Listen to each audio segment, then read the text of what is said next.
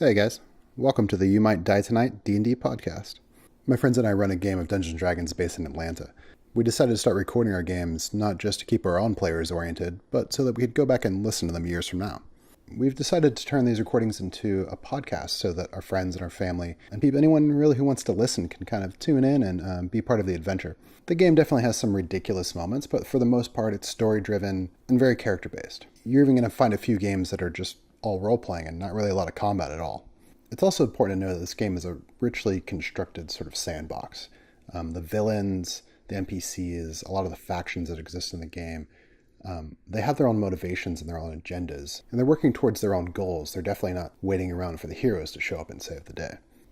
We play with 5 different characters per night, but in all there's between 10 and 15 major characters at any particular time.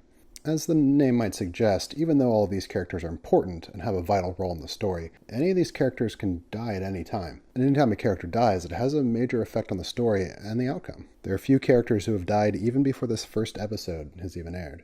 Now that said, a few characters usually make it through each of these story arcs, and they go on to have a pretty profound effect on the world. It's always a fun moment when a player gets a hint of what their old character's been doing, or if they went on to become a king of a distant land, or maybe even became the villain. Now, there's a lot of backstory to catch up on, so give a listen to our episode 0. It's going to catch you up on the story and where people are and what's been going on. But for tonight, I'm just going to give you a few details that'll get you caught up in terms of where you need to be right now to understand the episode. The story takes place in a world of darkness, and the heroes are working to restore a long-forgotten sun that pretty much no one remembers. The heroes have an airship called the Dawnbreaker, but she's crashed on a large island that's about a week off the coast of the mainland. The air is under the effect of an oblivion shard, an enormous magical spire that feeds off of the memories and the powers of anyone who wanders too close to it. Now, the heroes barely remember the crash, but they have little fragments of memories of traveling from the wreckage, and of the Oblivion Shard transforming into a giant Oblivion Titan. This was too strong for them to fight on their own, but even though their airship was damaged, they managed to maneuver the Titan in front of its powerful Dawnbreaker cannon and use the weapon to destroy their enemy. They were all wounded in the battle, but they were taken in by a group of metallic dragonborn who claimed to be the last of their people. They're hidden away under the ground in a place they call the repository. This is a place with large libraries and fragments of ancient civilizations, and a lot of the lore and the histories of the world like it used to be. Now the heroes are working with these metallic dragonborn to try to repair their airship. The dragonborn do have a lot of supplies, but they're missing 3 really important items that they're going to need to repair their ship. These items are spread out all across the world in different cities, and though their airship's broken, luckily each of these major cities has a teleportation circle, and the heroes have a teleportation circle in the wreckage of their ship. And that's really all you're going to need to know to enjoy the episode. So now onto the game, and you can meet some of these characters. We hope you're going to enjoy tonight's story and that you'll come back and you'll listen sometimes. The moonlight of the repository shines on Barfin's face as he's fallen asleep on the bar that he's currently building, hammer in his hand, ale in the other. Dreams back in his mind, seeing a young man being slurped to death by tentacled beings, eating his brain, yelling for help, running away. He is haunted by the ghost. It plagues him. With a start, Barfin wakes up with imagining a ghost in his face, looks around, and keeps working, and keeps drinking. Lux is sitting in the 7th floor, is recently opened, is staring at the door leading to further below, not so much admiring or seeming to admire all of the different museum exhibits that are around, or even the lock itself, but instead focused on building a small contraption with small pieces of metal, springs, screws, various instruments around. If you were to look at him, it would seem that his entire focus is specifically on that, but in his mind, he's looking at everything still and trying to figure out and discern the puzzles of the door. Parvis has been trying to find any books he can on any Goblin King lineages from the past. He still doesn't know who he is. He's trying to determine a little bit more details in that regard. I don't know if he found anything, but he's scouring through books and books and books to try and figure this out. He's becoming a little bit more impatient with trying to learn about who he was. Vindra has taken the recovered font of scene and the altar that we rescued from the wreckage of the Dawnbreaker into a small library, perhaps full of religious texts that she's converted into a small sanctum. There she pieces things back together in an attempt to find some sort of peace so that she can commune with the goddess. And she would probably beg the questions of where to go next and what to do. And I imagine it all falls back to Ensilvarn. In black and white with a few pastel colors, an image of Lux sitting crisscross applesauce on the floor in front of the door, playing with small machines. Then the camera shifts and you go upstairs, and it takes you a moment to realize that you're seeing something from a very low angle, just 8 inches or so off the ground. And then you're watching the Dragonborn priests through the same pastel vision, and they're performing their rituals and speaking in their language. If you speak whatever they speak, you can understand them. Then you see a big illuminated parchment manuscript on a sunny table in the middle, in the back corner of the library.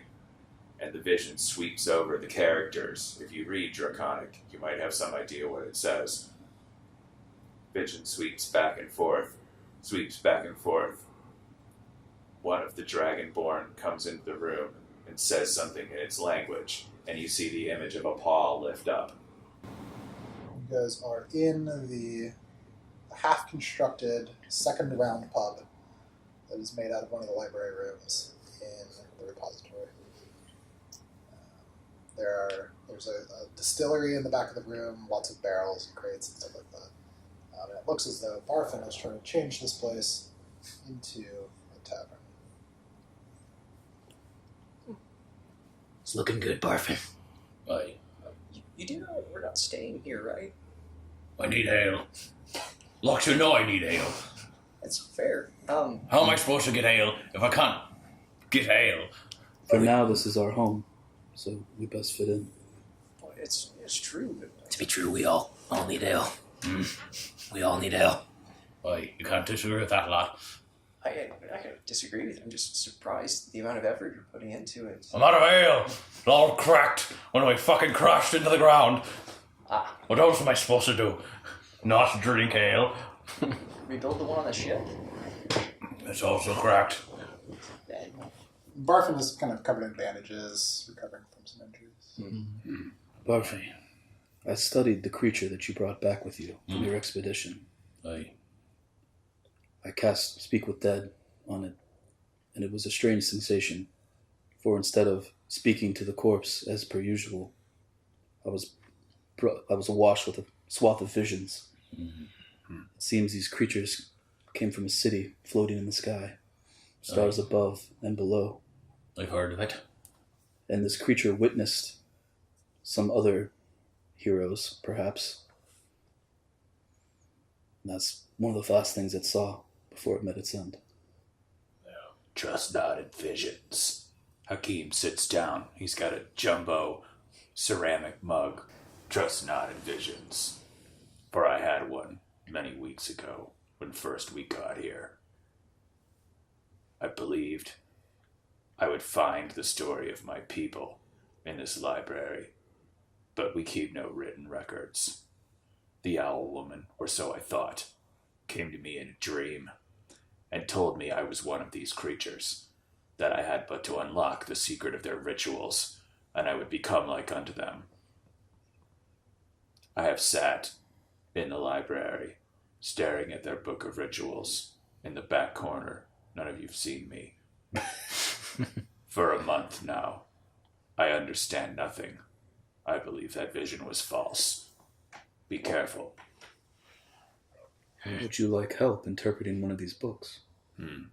If it does not come to me, I'm worried it's a false vision. I shall continue to scan the text. Perhaps one day I will learn what those markings on the page are meant to say. And at the time you guys are here, you see that the Dragonborns and Kobolds tend to keep busy in this place, especially now that one of the next levels down into the repository has been opened.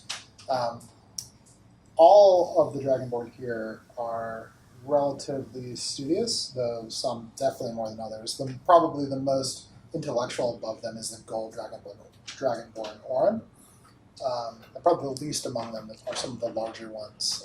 Wilt, the one you guys traveled with, and Orichalum, the big giant brass dragonborn, who says very few words at all. Those two tend to spend more of their time training and look into the security of the repository while the others study. The kobolds are mostly concerned with repairing the damage from the blast from the Dawnbreaker cannon.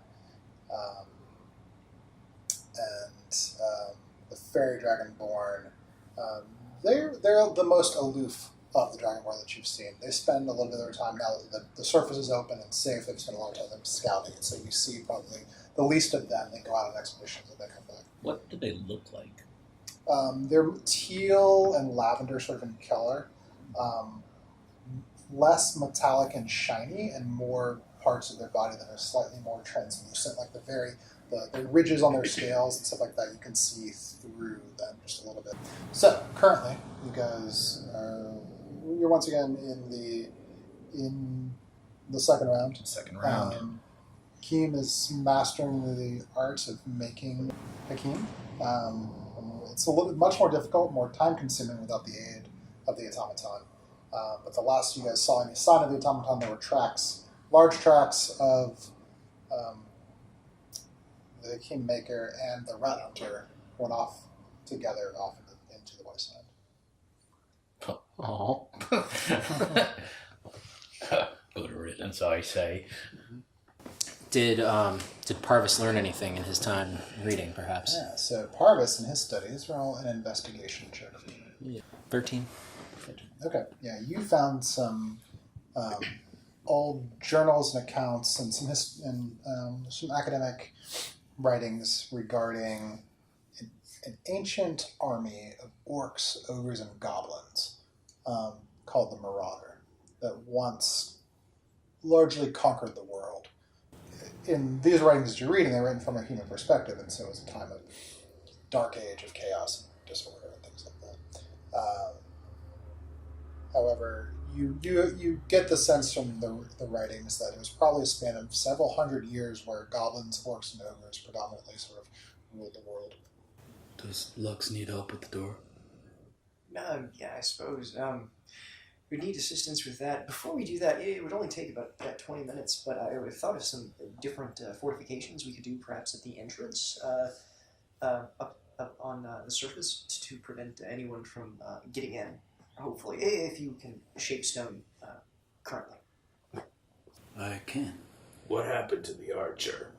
He was devoured? He was taken by these terrible things. I heard legends about him. They got tentacles for faces and they... Illithid. Whatever the fuck that name is. A terrible beast is what I call them. They clamp onto your brain and they suck it dry like an ale. Ugh. They'll die like any other man, though, if you hit them hard enough. Aye, that's true. But, These creatures sound truly horrible. Why was he down there? Why were you down there? we were looking for old Lot Lorth and we'd heard he was missing. Did you find him? We did not. Who's Lot Lorth, then? He's the old elf feller that, he was part of our crew for a while. He was an old guy. He did a lot of magic-y shit. He's the one that Seemed to be saved... Maline's mentor. Mm-hmm. He was the one that saved us from the demon that came out of Farbarth. Aye. The ship crashed and he disappeared. He did save my life, but I suspect that he does not want to be found. I understand that now, yes. However, dear Lachlan was like, "Aye, let's look for our friend, where we are." We ended up blowing up a goddamn piece of city is what happened. The city, how far from here is it? About 6-hour walk. That's far too close for these creatures to be. The Dawnbreaker 6 hours. Oh. It was more than a day for Oh. you guys. Or a day's walk, I think. I got a little distracted by Still fighting. close. Do you think Especially with long legs. Do you think they could have followed you back? Well, it blew up, so maybe not. Unless they can take a blow up, which they might. I don't know much about them. Did you fight any? The corpse you brought was No. long dead. Yeah, no, I did not fight any of them. I might punch them, but I know they got their mind tricks, so I'm not really sure how good punching works on them. It's best we don't get too close to him right now. I prefer not to, no. I prefer not to think about it at all. Barfin drinks heavily. Maybe the fortifications would be wise than those. Okay. Yeah, it shouldn't take too long. But then afterwards, I think I've got some ideas about the puzzle that I'd like to try. And after we get the door up top, I got a few answers. Looks Like to attempt. with ideas, no way.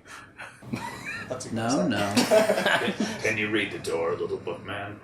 Yeah, I can read the door. It's just a matter of trying to understand what it is I'm trying to pull from it. I got this idea that I think that if anyone's supposed to open it, it would be me, because this place in some ways was built for myself and other academics. So anything that was in it should be something that I would know or be able to figure out. So I am working a different angle, trying to. What does the door say? So the doors are an encryption that seem to test the knowledge and analytical abilities of whoever's trying to decipher it. So it requires not only an amount of research, but also an amount of inside knowledge, essentially. A lot of them are what you might consider to be inside jokes among academics of the era. Lux indeed.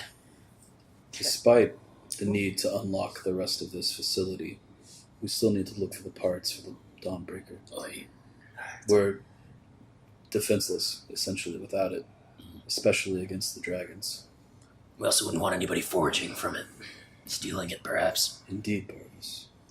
Okay, well, We should begin our search. let me Running low on the raw beams of the Hunky. There are some in the ship. Yes, there are many things. Well, let me make the fortifications. It should take very brief amount of time for help, and then if you will, we'll try the door, and then decide which destination to go for which part. I did speak with Urendon, by the way. He's seems to be doing well. The negotiations have just taken longer. Where'd he go? Sulinar. Yes, he was there meeting with the scroll. By himself. The city was no longer our responsibility. He took it upon himself. Another place though where people keep disappearing from. It's certainly the Empire that apparently has rumors to have done that. Lachlan said something about it, but he seems to. Have we heard from him since? Yes, I just spoke with him. Okay. I learned Lachlan may or Okay. may not be full of shit, so that's something worth considering. It's definitely, but he didn't. Everyone has their motives. He didn't speak highly of Ensilvarn. He claimed that, in fact, he's going to be making an agreement with Sulinar in order to help secure the city and fortify against both the Pelsalar as well as Ensilvarn, both of whom he described as evil. Although if we must retrieve these parts from their lands, perhaps we do so before these fortifications are built. Getting reduced to all these new countries. Which one's Perla? What was the P one? Pelsalar? Pelsalar. Which one's that one? It's the blue dragon. The lightning we saw from the mountains not too far away. I don't really want to call it that one. I have no love for Ensilvarn. If we need to go there, we should go there before any fighting breaks out.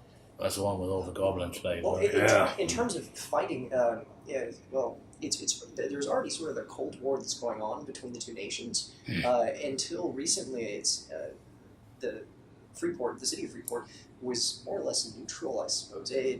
But it sounds like he's siding on the side of Sulinar over Ensilvarn.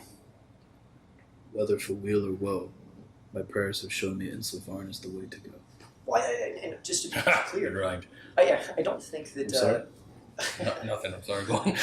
I don't think that. Andrew's eyes are kind of rolling. I don't think that Ensilvarn is necessarily evil in the same way that gnolls might be considered evil, or perhaps some other undead. It more seems to be an evil of philosophy. He described them as being unwavering in their opinions of things and unyielding in their determination. Stuck up cunts. You know what stuck up cunts need? Libertarians. A good punching. Well, yes, but just trying to advise of different things that we spoke about. These sounds like disagreements to me, not a scale of morality. Apparently, from what he was saying, it sounded as though their beliefs would drive them to attempt to conquer the world and subjugate it. That's the sort of evil that he was describing. I believe it. There's a man with a city named after him. I don't have a city named after him. Well, if that is true, Says the man who wants we to can't lead the allow door into hell. but one enemy at a time, I think. No, that's fair. The fortifications won't take long if you're willing to do it now. Parvis looks I will around. help you. Parvis looks around. He's a bit confused. Does he see his 3 goblin allies anywhere? No. Since the crash, Oh, you only brought one, yes. Oh, that's true. and he's missing. He's missing since the crash. Yes. Did anyone see where he went? We did not find his He body. probably we went with the expected the crash robots. site. What happened prior to that? When's the last time anyone saw him? Oh, he's On the gone. ship before the demon. And then no longer. He just wasn't there. Our memories are a little hazy from that time. I think we The lost about a Oblivion week. Stone caused that. Aye. Big old robot coming around. Might have fucking punched it with what I did, I think. Damn it. Yeah, you have a vague memory of flying through the air, and a giant purple beam of death is like tearing through the sky, like cutting through the wind around you. You can hear the hum of it, and you know that if it hits you, it will probably disintegrate your being. Well, it's good it didn't. It's real good. Despite not remembering, All right. we managed to defeat it somehow. Which is odd. I remember Vandus telling me to fire, but after looking at the wreckage on the ship, I have no idea how I managed to do that. You're a smart man. The goddess is on our side. It's as Aye. simple as that. Perhaps, yeah. Maybe. I remember nothing. Come, let's do these fortifications. Oh, all right. Wait, hurry up and do your magic so we can get hell going. Oh, all right. We'll probably want to take a rest beforehand, otherwise. Oh, I'll take a rest beforehand. Come on, hurry up! All right. Stone shape, you said? Yeah, yes, please. So, as we're going So yeah, describe to me what are you guys doing with these fortifications? for the top level, which you described as sort of being a hole, and then it sort of would go down with a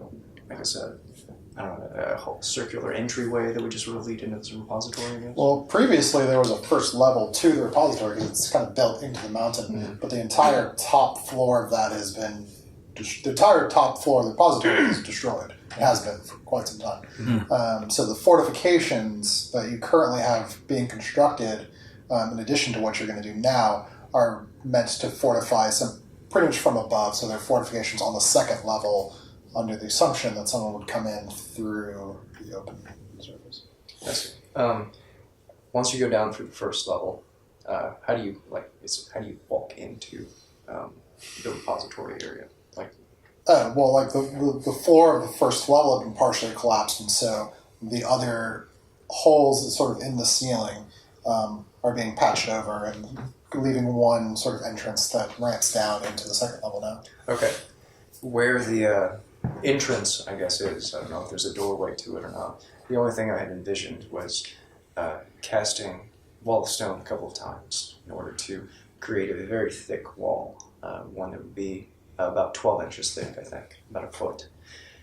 Have that cover as much of the 100 feet in length and 10 feet in height as possible to sort of wrap around an area. And then have Vendor cast stone shape to create a door that would open and close from there. And then We could also ward this door so that only our allies can move through it. if that's possible, that would be ideal. This is assuming that we do that it would make sense to do so.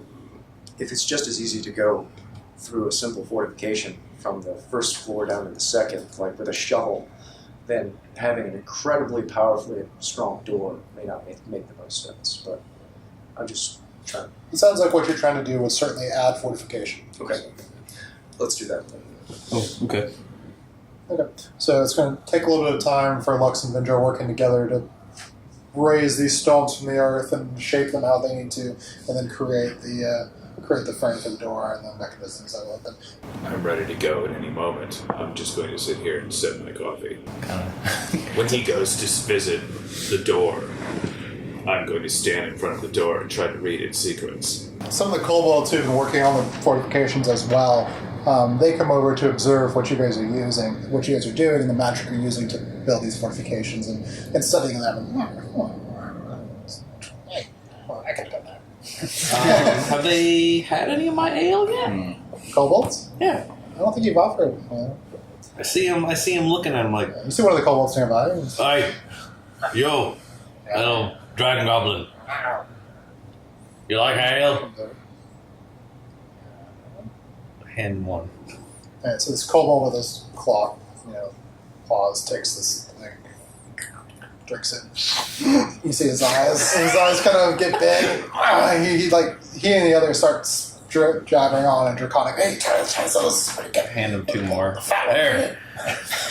We got a whole lot of it down in the repository, and I know you guys be walking around there, so you're welcome to come and drink some ale. Yeah, that kind of it'll require some that kind of shit. Yeah. Right, that's what I like. They wander off with King your cannot mic. speak Draconic, but he knows the basics, greetings and salutations. I think they are pleased with you. Hopefully they will not slay their own children.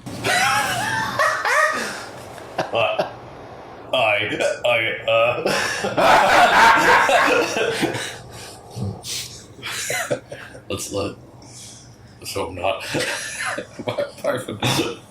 Somewhat disarmed. So once these fortifications are complete, you want to investigate the door? Yes, One more I time. have a few ideas about what should open it. I'm almost done. I definitely I just sprinkling on some powders and rubbing it over the giant stone door with a simple latch on it, preparing to lock it. He's speaking some different incantations and words, and when he finishes, he says, I suppose I need to tell everyone, or at least some people, the words to unlock this, because otherwise they wouldn't be able to unlock it and get out. So I need to definitely make sure they know this. I'll tell this. You should remember that, yes. I should. Yes, don't forget. I'm kidding. I don't forget things. I know. Oh my god. Alright, so after you guys finish there, you begin heading down deeper through the repository. And so you pass through several layers of this, more than you had been through when you originally were here very long ago. So you pass through halls of knowledge, paintings, artwork, a menagerie of animals, a small zoo, in fact. You go past ancient artifacts, relics of the old world. And then you come once more to a large door with intricate designs all across it, clearly designed to be a test of knowledge, ingenuity. I believe you were in a DC 32. All right. Let's see. Vineyard, if you wouldn't mind, just trying to help me focus. Like you said. Of course, Lux. Vindra takes out it's like a strip of fur, and she holds it, kind of runs it through her fingers, and as she does so, she casts Fox's Cunning, and you have advantage on intelligence. Myself a little bit of guidance for this. That's gonna. Yeah. Also guidance. Oh, okay. All right. Let's see. Yeah, it gets to add a D4 to it, right? Purvis really believes in you. Well, I'm just. Hakim has no idea what you're doing. But Kim's there watching. Okay. This one, some of the Dragonborn have gathered around too. Arn's there, he's taking notes. Argento's sort of in the back watching from a distance. It's a spectacle. Barfin's sipping silently on his ale. So maybe. Yes. Okay. If that makes sense. Okay. Okay. Yes. 29. Oh. I feel like you're so incredibly close. Like the pattern's there. You're starting to get it. You can almost once more you have that feeling that you're back at the university. You're looking at a giant whiteboard, kind of where some of the other professors would leave problems and academic challenges for the students. And you would often spend your time there just alone in that room after everyone had left studying the board. But you're not quite there yet. So next week your DC will drop to the 30. No, that's not. I feel like I'm right there. I just can't. I'll try again. I'll think about some things this week. Maybe. Must be a mighty hard door to figure out. Considering Lux can't figure it out. Do not punish yourself, Lux. Thank you. I appreciate it. And again, I appreciate thinking. I wish I could think this way all the time. This is wonderful. Well, maybe you need like a little break with your little mind games. Why don't we go get ourselves a Oh, fuck, whatever that fucking steel glass cylinder is. Sure. Actually, we probably would rest before we do that, but afterwards, let's make our way there. Which place is that? Oh, I guess the dwarf, I'll let the small council decide on the big decisions like that one. Vendor? I believe I've communicated my desire to visit Ensilvarn and Silverine. All right. And that is where the glass cylinder You got to keep in mind, though, supposedly lies. maybe it's slaving goblins and we got one right here with us. Yeah, I don't think they're going to Might cause some problems there, but hell, I'm willing. Yeah, to create some fights, I'm willing to punch. If we do go, it would be probably difficult for you, Parvis, but I remember the last time we encountered some slavers with goblins, you didn't take it very well. But it was one thing when we owned the entire city. This is probably going to be more difficult when we're in the center of a kingdom. Is there any way to, No man can enslave me. Hide your face and stay close by. Hey, is there any way to, like, magic? I have a mask. Oh, well, great. I'll put it on. If I feel like it. I don't feel I should have to hide who I am all the time. I mean, they're also going to slave you if they're not, lads. No man can slave That's me. there's a whole kingdom, but it's a lot of people. No kingdom can slave me. I like your pep. Fuck it, let's go. They try to enslave you, Parvis. I will kill them all. Thank you. I like where his head's at. Let's go. Let's do it. You are my friends. Where are we going? At the very least, again, let me take a rest to make certain. Otherwise, I won't have as much magic strength in order to, in case we do encounter something. Vendra, I'll kill him. Yes. Sleep first, and we travel when we rise. While they sleep. Has Hakim got to know the fairy dragonborn at all? Oh, yeah. While patrolling the forest around the repository and crash ship, are they that aloof? You've gotten the opportunity to spy them a few times, but maybe you've still been gathering a little bit of information about them or observing them. You haven't spoken to them yet. Are they twins? Okay. Oh, Vendra, before we sleep, you should probably message some people on the outside of the door of the ship who aren't here, just so that they know the password in order to get in as well. I don't know if you want to contact Senator or Bandits or anything, but you might want to send a message to them. Through our stone door? Yes, to get back in. Yeah. And the words to get in are New Dawn and Elvish, which I've pronounced down.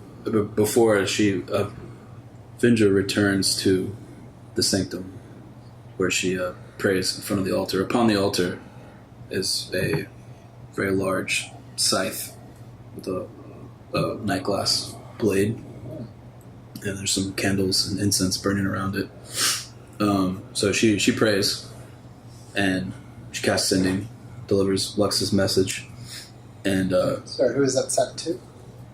send. Okay, what do you say? You have 25 words. I can't think of the word. Like That's Mo is 6 words. malfunctioning. The sending message is just a long pause. Just like ... Hello.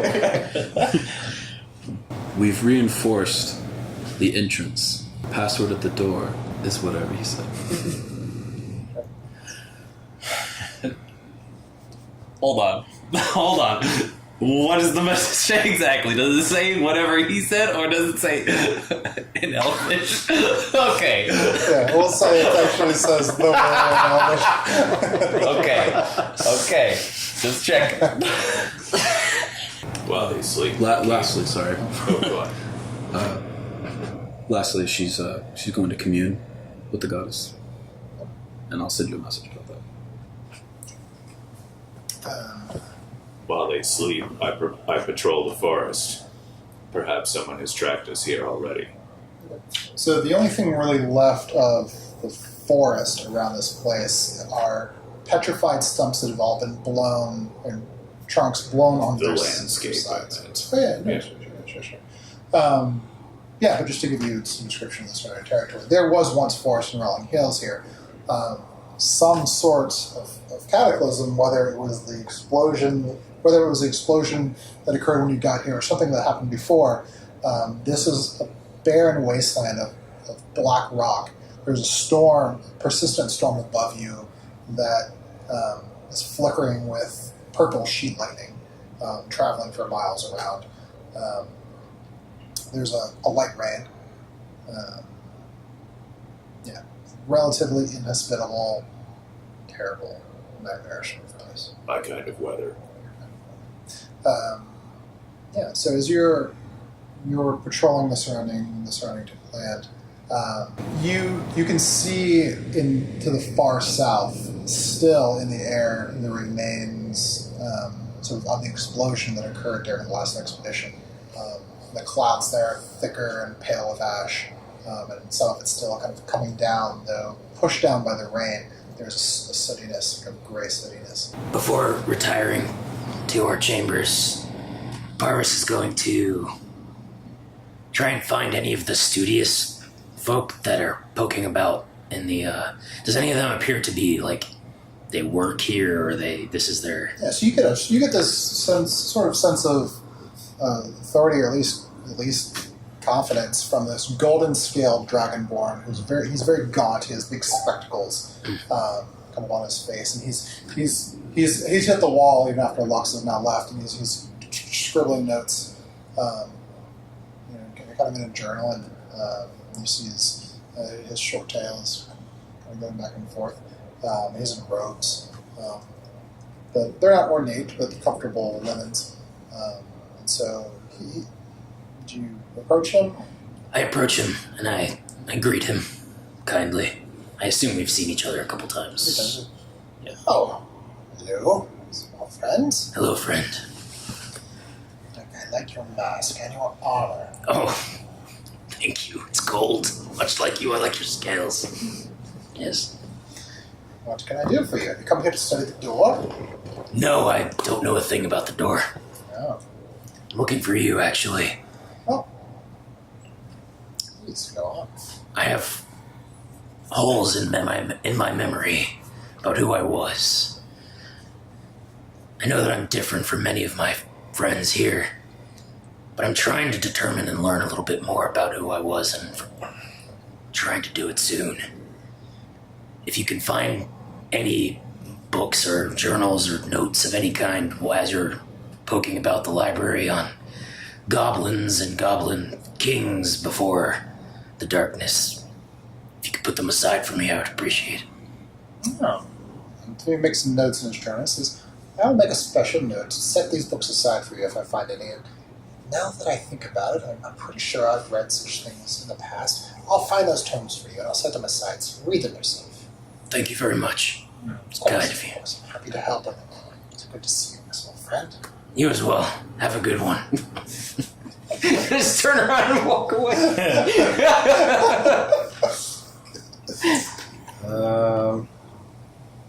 Yeah, Barfin just goes to his bar, has himself like 7 drinks. Is there anybody in my bar?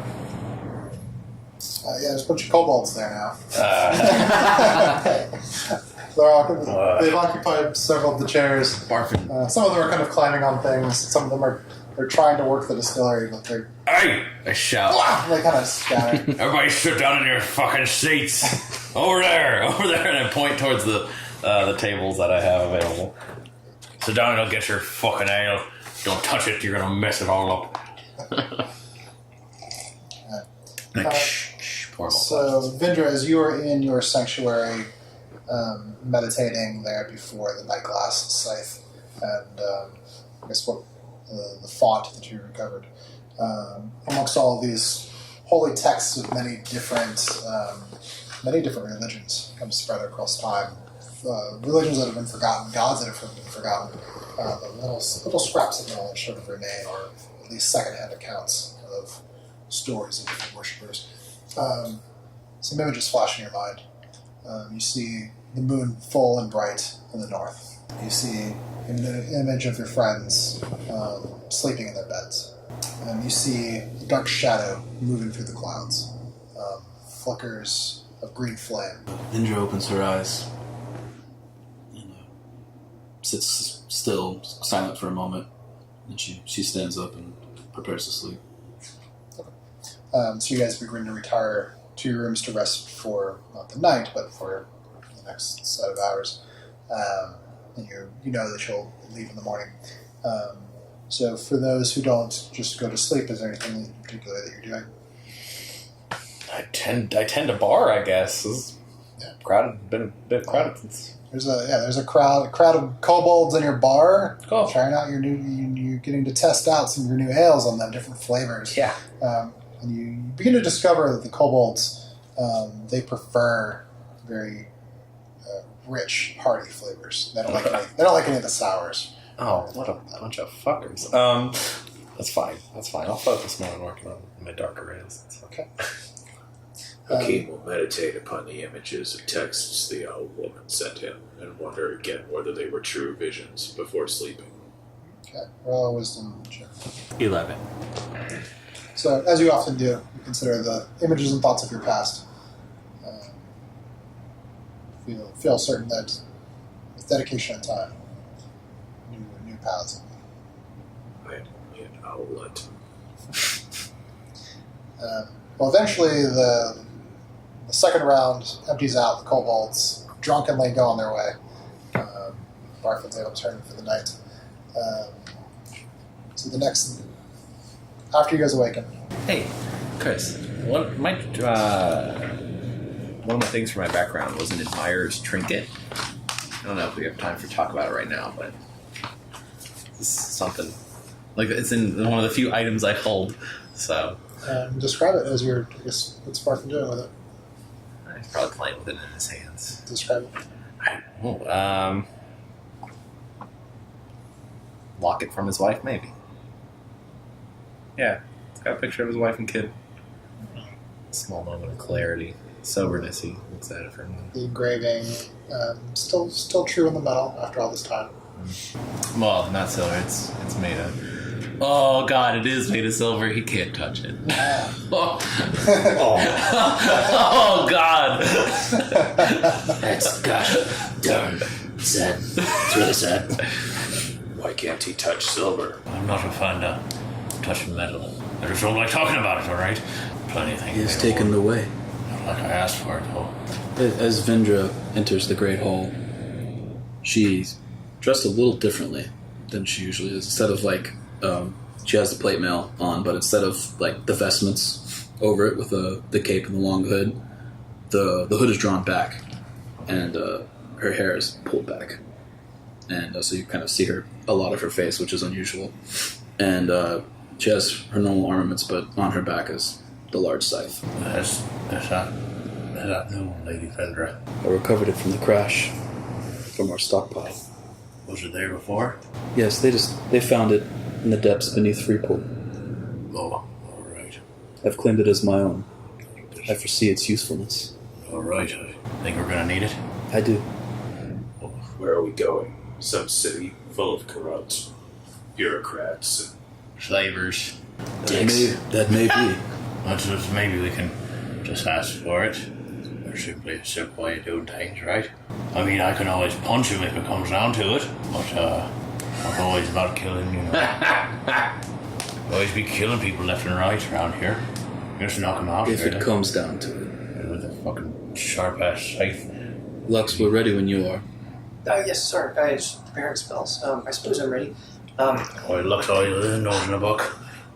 Yes, okay. I think I have everything. Oh, goodness. I suppose I don't have to take a spell to do this. Unless we want to hike for 6 hours. No? Okay. You're a funny fucker as usual. it's a short distance. It's no problem. Oh, okay. Save your power. I don't have to walk anywhere. Oh, okay. Yes, let's travel. It'll save me a slip, I think. Oh. Oh, you guys, this is a joke, right? You all know this. This is just like miles and miles. Move your legs. Oh, actually, I apologize. It'll just take a little bit longer to prepare. I can do it right here. It'll take me 11 minutes. I think we've got that. Yeah. We've got that. All right. Just gather around here in a space. Make sure you guys have everything you need. Oh. You guys is a ritual. I was going to, yes. Should we also, just before we leave, is it okay if we just appear there? I would ask, maybe the Dragonborn, if someone were to show up, let's say, at the city of Freeport, unannounced, they would have boiling molten metal poured on top of them. As In Freeport?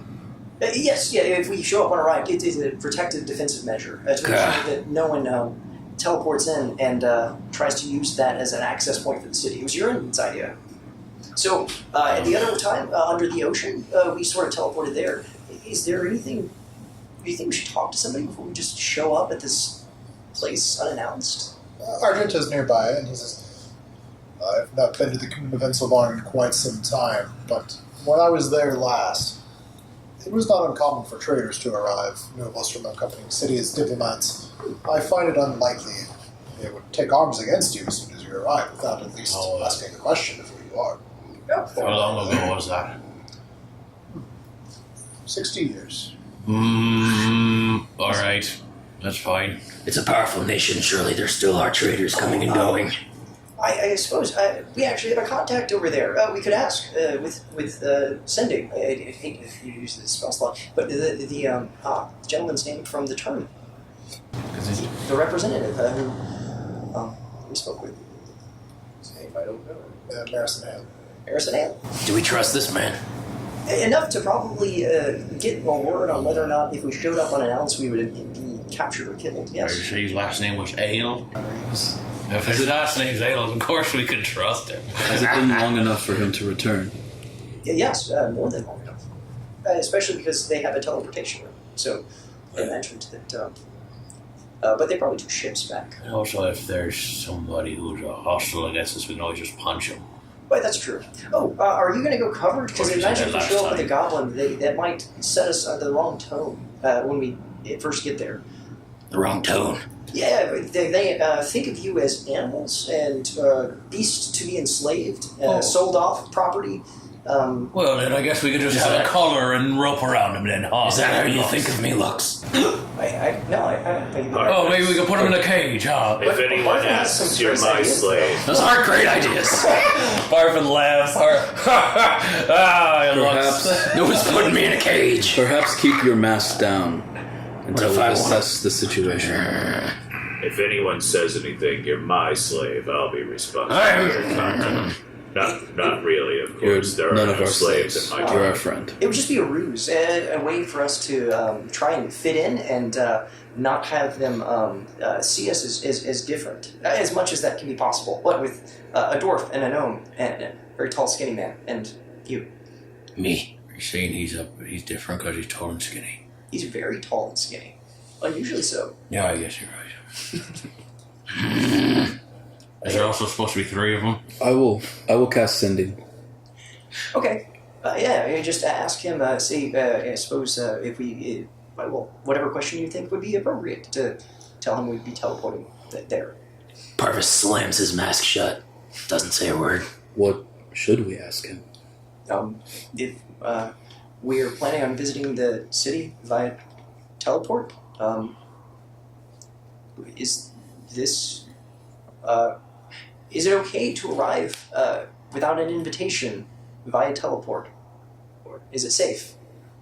Is it safe to arrive? Right. Yeah, is it safe to arrive in Ensilvarn via teleport without invitation? I message him that. What do you message? Is it safe to arrive in Ensilvarn without invitation Via teleportation. via teleportation, sir? New phone. Who is this? New phone. Who is? I didn't fucking do it.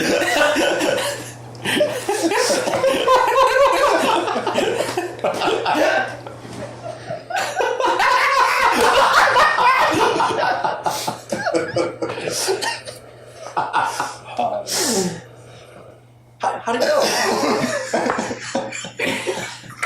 Is it safe?